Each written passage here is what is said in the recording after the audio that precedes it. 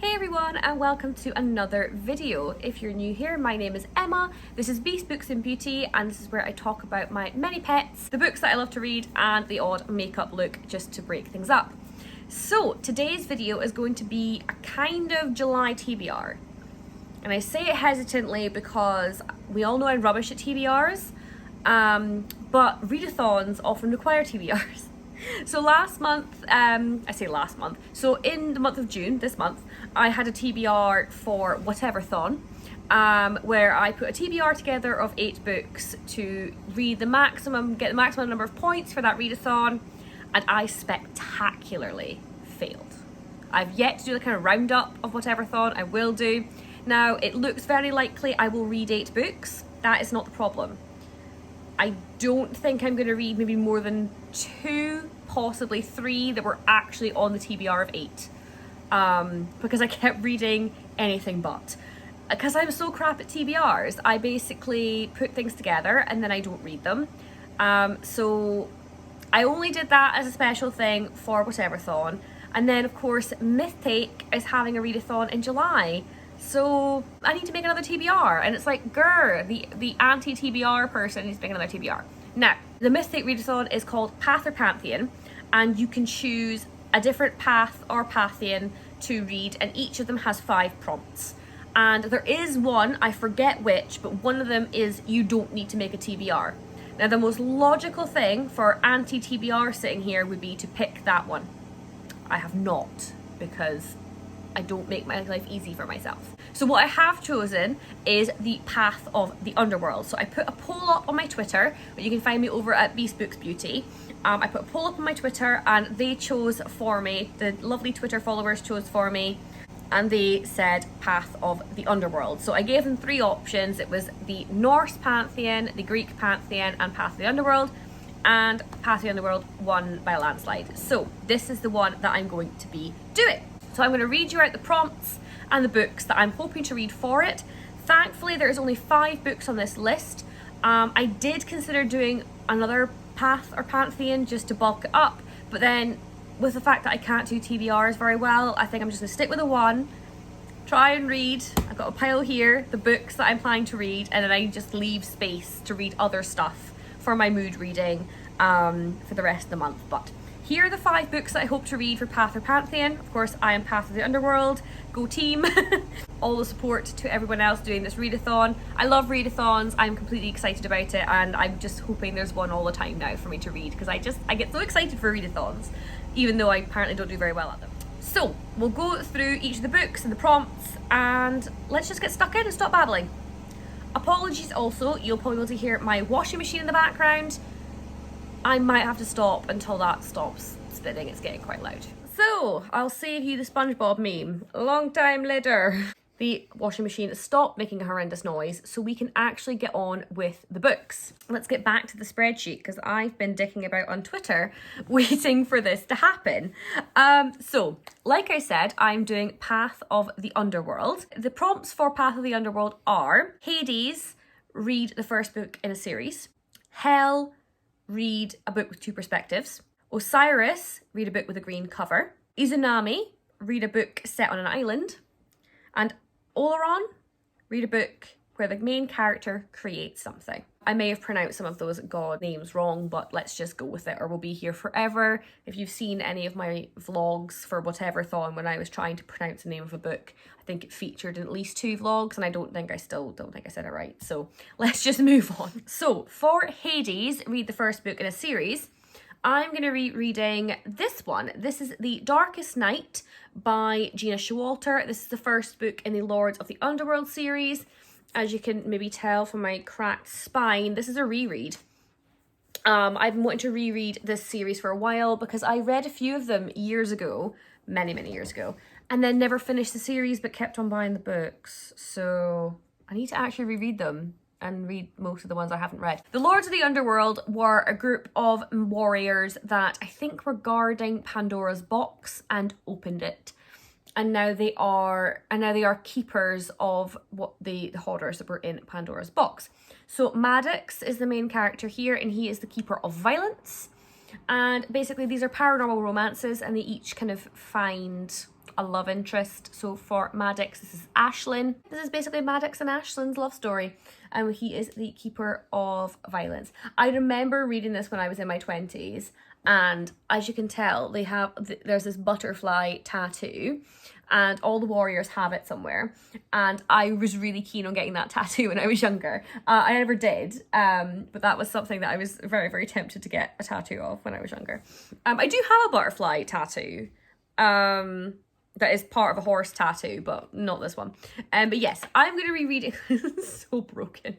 I'm going to be rereading this one for the Hades prompt of first book in a series. Because it's actually on a few of my goals this year to read this book, so I'm going to be tackling that this month. The next prompt is for Hell, which is read a book with 2 perspectives. Now, I'm assuming this book has 2 perspectives. I don't actually know, but I'd be very surprised if it didn't. This is a new purchase. This is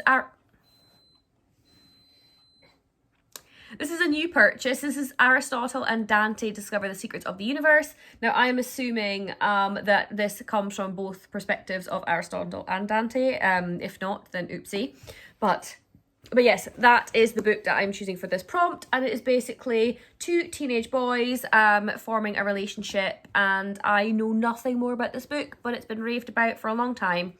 And that is the one I'm going to read for this prompt. So to fulfill the prompt for Osiris, read a book with a green cover, I am taking the opportunity to continue with the Cursebreakers series. So this is A Heart So Fierce and Broken. This is book 2 from the A Curse So Dark and Lonely trilogy by Bridget Kemmerer. I really, really enjoyed the first book. It followed... Oh, I cannot remember her name. How bad is that? Harper. It followed Harper, who gets drawn into this other sort of universe, a bit of a Beauty and the Beast retelling, and she tries to help out said cursed prince. She was a very, very cool main character. She had cerebral palsy, and I loved how that was handled and how it wasn't about her getting cured or from it or anything. She just had it and was badass about it, and I was like, yeah, I really like you as a main character. And this is the second book in the series. I don't actually think this one follows the same characters. I believe that this one follows Grey. So there's the prince's bodyguard or best friend from the first book. I think this book's about him, not about the original couple. But I'm very, very keen to read it. And obviously it has a beautiful green cover, so fits the Osiris prompt. So the next one is the Izunami prompt. I may or may not be saying that correctly. And for this one, it is read a book set on an island. So I was originally going to be using the next book for this, and then I couldn't think of anything else I knew for sure it was set on an island. So I'm going to be using Bridget Jones's Diary for this one. Sticker. Oh yeah, I had to get that off. I hate stickers on books.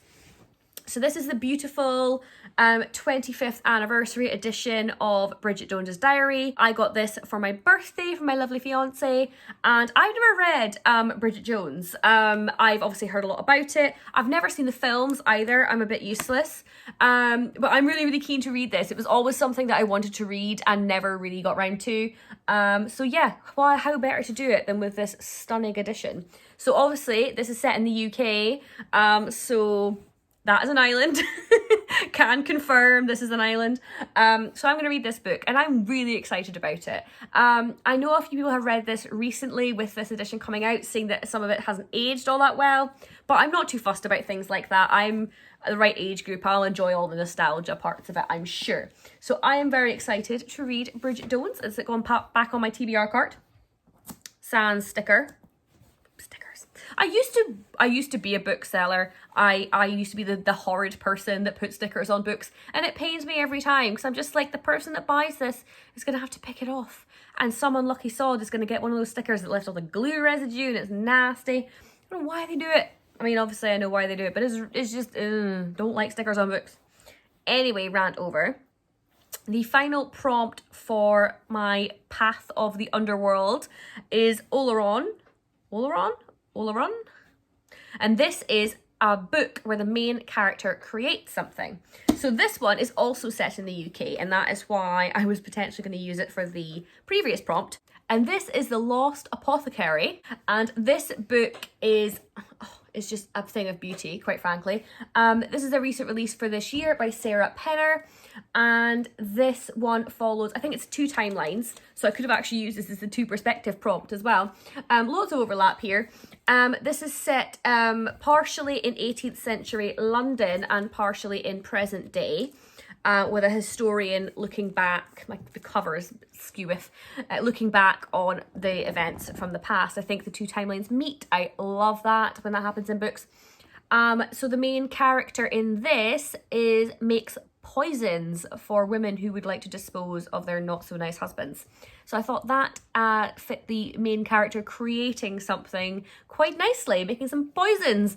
I am very, very excited to read this book, and it's meant to be very, very good, and I can't wait to finally get to it in the month of July. So that is all the books that I will be trying to read for Myth Takes Pather Pantheon.